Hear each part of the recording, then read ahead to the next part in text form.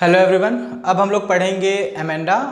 ये एक ऐसी कविता है जिसमें एक माँ और एक बेटी के बीच का कन्वर्सेशन है। कन्वर्सेशन नहीं बोल सकते क्योंकि माँ उनको बार बार इंडिकेट करती हैं, डांटती हैं, समझाती है, और जो ये पोएट हैं ये फील करती हैं कि उनकी माँ कुछ ज़्यादा ही उनके ऊपर अनुशासन कर रही हैं, कुछ ज़्यादा ही डिसिप्लिन सिखा रही हैं। तो ये काफ़ी चिढ़ती है। ये एक टीन एज के बच्चों का एक कंडीशन है जब उनके ऊपर उनके पेरेंट्स का बहुत दबाव होता है, उनके पेरेंट्स उनको बहुत डांटते हैं, हर बात पीछे उनको टोकते हैं और उन टीन एज के बच्चों को बहुत बुरा लगता है।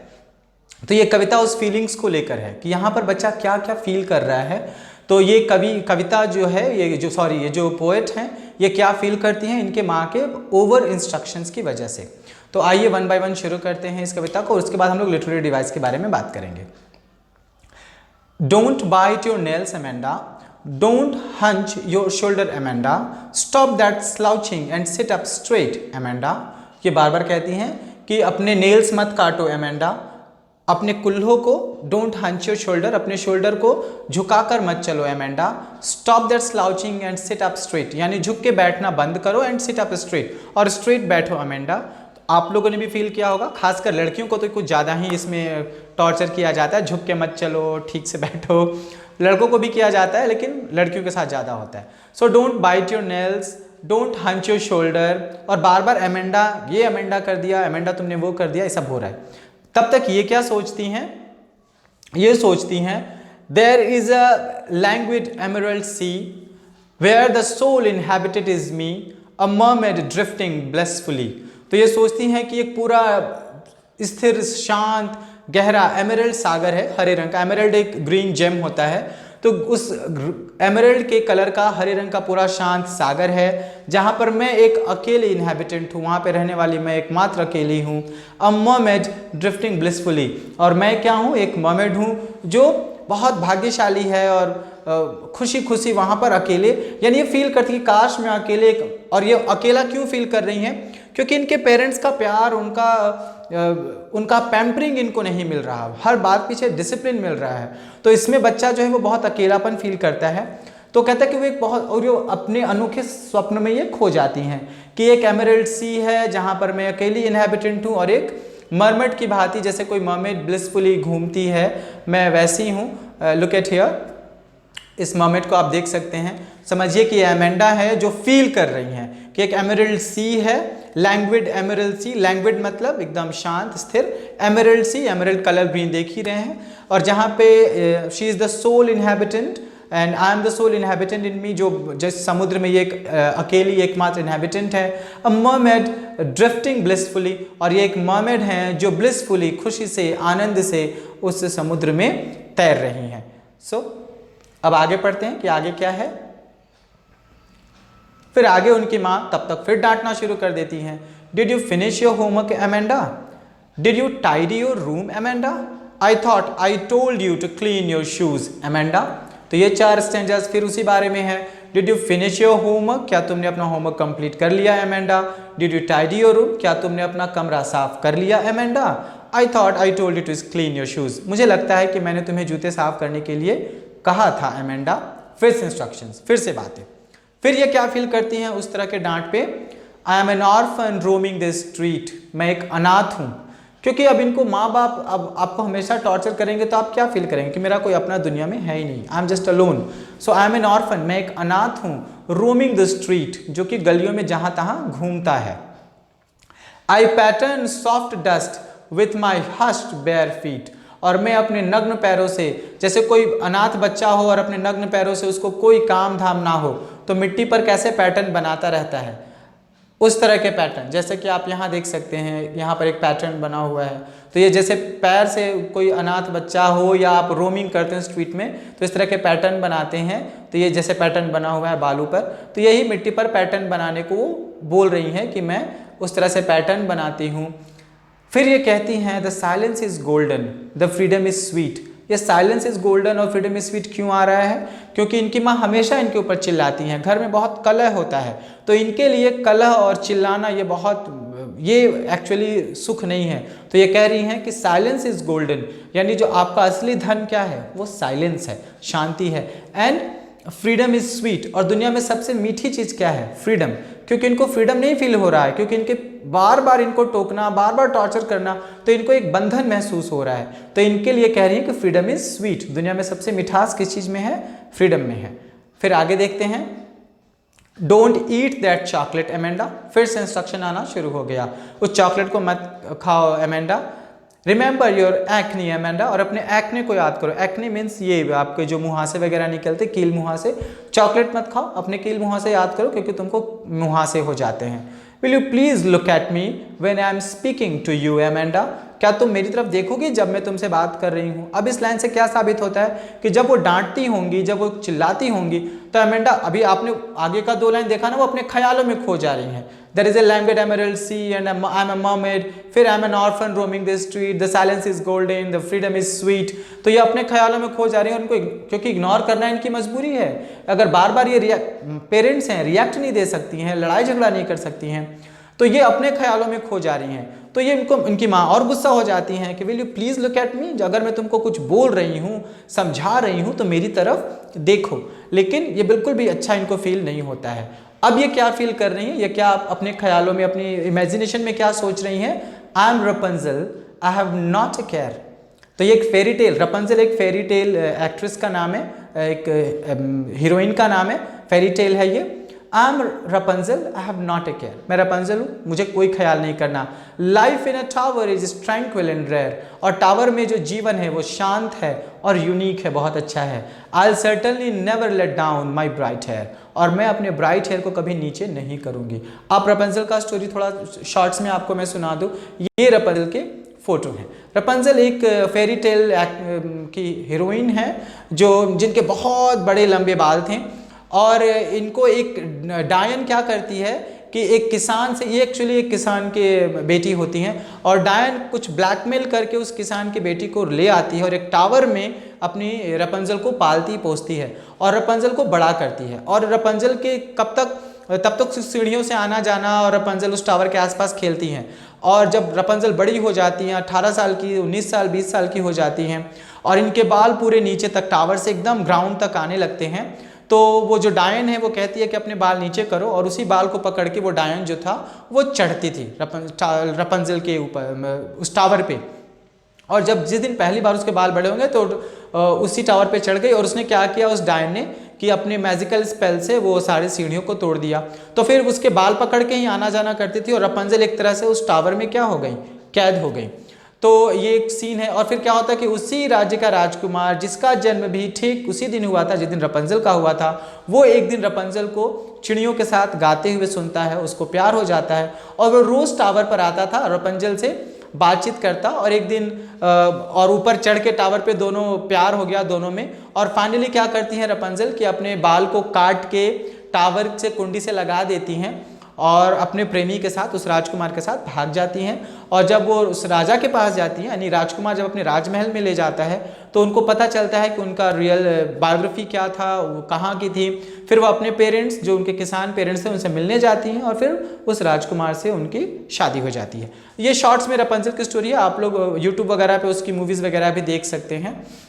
सो शी इज़ रपंजल, ये टावर है, उनके बॉयफ्रेंड है राजकुमार है, और ये लंबा सा चोटी देख ही रहे हो, और ये वही डायन है जो चढ़ती उतरती थी इनके बालों से। तो अब ये क्या कह रही है, ये हेयर कर रही है रपंजल है, अब ये क्या कह रही है कि I am Rapunzel, I have not a care, मुझे कोई केयर नहीं करना, मैं केयर नहीं करूंगी। Life in a tower is tranquil and rare, जो टावर का लाइफ है वो एकदम शांत है, रेयर है। I will certainly never let down my bright hair, और मैं अपने हेयर को कभी भी नीचे नहीं करूंगी, क्योंकि उसी से तो वो डायन चढ़ के आती थी। अब यहाँ पर एक बात ध्यान रखना जरूरी है कि वो अपनी माँ को डायन के तौर पर देख रही हैं, और वो डायन भी रपंजल को कहती थी कि आई एम योर मदर, ठीक है। तो यहाँ पर इनको क्या लग रहा है कि इनकी माँ जो है वो सो कॉल्ड माँ है, क्योंकि माँ तो ऐसा नहीं होती जो हमेशा डांटती रहती हो। तो इनको फील होता है कि ये मेरी माँ नहीं, ये कोई डायन है। तो इसी बात के लिए इन्होंने ये लिखा है कि I will certainly never let down my bright hair, और मैं अपने ब्राइट हेयर को कभी नीचे नहीं करूँगी ताकि ये डायन चढ़ ना जाए। तो ये अपनी माँ को अंदर ही अंदर पसंद नहीं कर रही थी। क्यों? क्योंकि इनकी माँ बहुत ज़्यादा इनको टॉर्चर करती थी, बहुत डांटती थी। Stop that sulking at once Amanda, अब ये कह रही है कि अमेंडा तुम जो अचानक उदास हो जा रही हो, क्योंकि अब कोई डांटेगा बार बार, तुम उससे बहस नहीं कर सकते, तो अचानक ये उदास हो जाती थी, अजीब उनको फील होता था। तो कह रही हैं stop that sulking at once Amanda, तुम वो सल्किंग करना बंद करो, अचानक तुम जो रिएक्शन देती हो। You are always so moody, तुम हमेशा मूडी हो, जबकि उल्टा था, उसकी माँ हमेशा मूडी होकर डांटना शुरू कर देती थी। Anyone would think that I nagged at you Amanda, और सबको यही लगेगा कि मैं तुम्हारे अंदर कमी छाट रही हूँ, तुमको कुछ ज़्यादा ही टोक रही हूँ। सबको क्या, उसकी माँ को भी ये लग रहा है कि कुछ ज़्यादा ही टोक रही हैं, कुछ ज़्यादा ही टॉर्चर कर रही हैं। तो अपने ऊपर ब्लेम ना लेकर उनको, वो अमेंडा को समझाती हैं कि तुमको जैसा किया कहा जा रहा है तुम ऐसा करो, तुम उदास मत हो जाओ, तुम ऐसा मत फील करवाओ मुझे कि मैं तुम्हारे ऊपर तुमको टॉर्चर कर रही हूँ या तुम्हारे ऊपर एक अनुशासन का बोझ लाद रही हूँ, मुझे ऐसा फील मत करवाओ, तुम बस एक हंसता मुस्कुराता रहो। अब ये पॉसिबल है क्या? अगर कोई आपको बार बार टॉर्चर करेगा, हर बात पीछे आपको टोकेगा, ये करो वो मत करो, तो आप तो खुश नहीं फील कर सकते। तो ये कविता यहाँ कंप्लीट होती है। इसको एक बार झट से पढ़ लेते हैं। Don't bite your nails Amanda, don't hunch your shoulder Amanda, stop that slouching and sit up straight Amanda. ये डांटती हैं, ये क्या फील कर रही हैं अंदर ही अंदर अपनी इमेजिनेशन में? There is a language emerald sea where the soul inhabited is me, a mermaid drifting blissfully. तो अंदर ही अंदर क्या फील कर रही हैं कि आई एम अ मर्मेड। उसके बाद फिर क्या आता है instruction? Did you finish your homework Amanda, did you tidy your room Amanda, I thought I told you to clean your shoes Amanda. फिर ये क्या फील करती हैं? I am an orphan roaming the street, I pattern soft dust with my hushed bare feet, the silence is golden, the freedom is sweet. और ये feel करती हैं। फिर आगे उनकी माँ क्या कहती हैं? Don't eat that chocolate Amanda, उस चॉकलेट को मत खाओ, remember your acne Amanda, will you please look at me when I am speaking to you Amanda. ये डांटती हैं। तो फिर ये कहती हैं I am Rapunzel, I have not a care, life in a tower, a tranquil and rare, tower का जो जीवन है ट्रैंक्विल है, रेयर है, सुंदर है। I will certainly never let down my bright hair. तो ये फील करती हैं कि ये रपुंज़ल हैं और ये अपने हेयर को कभी भी नीचे नहीं गिराएंगी ताकि इसकी माँ वहाँ तक ना पहुँच सके। यानी ये टावर पे तो रहना चाहती हैं बिल्कुल अपनी माँ से दूर। अब आइए हम लोग बात करते हैं लिटरेरी डिवाइसेस के बारे में। तो लिटरेरी डिवाइसेस के बारे में हर स्टेंजास का अलग अलग है। सबसे पहले एनाफोरा इसमें यूज़ किया गया है। एनाफोरा का मतलब क्या होता है कि एक ही वर्ड को बार बार रिपीट करना शुरू में ही, जैसे don't bite your nails, don't hunch your shoulder, तो ये डोंट बार बार जो यूज हुआ है। या फिर did you finish your homework, did you tidy your room, तो ऊपर सबसे पहले स्टेंजा में don't bite your nails, don't hunch, ये डोंट बार बार यूज हो रहा है। फिर है did you finish your, did you tidy, तो ये भी बार बार फील हो रहा है, तो इसको बोलेंगे एनाफोरा। फिर है एजोनेंस। एजोनेंस का मतलब होता है कि नाउन साउंड बार बार आ रहा है, जैसे don't hunch your shoulder, oh don't hunch yo show, ठीक है, तो इसको बोलेंगे एजोनेंस। और इस स्टेंजा का राइमिंग, ये पूरी कविता में एक तरह का राइमिंग बार बार यूज नहीं है, थोड़ा डिफरेंट है।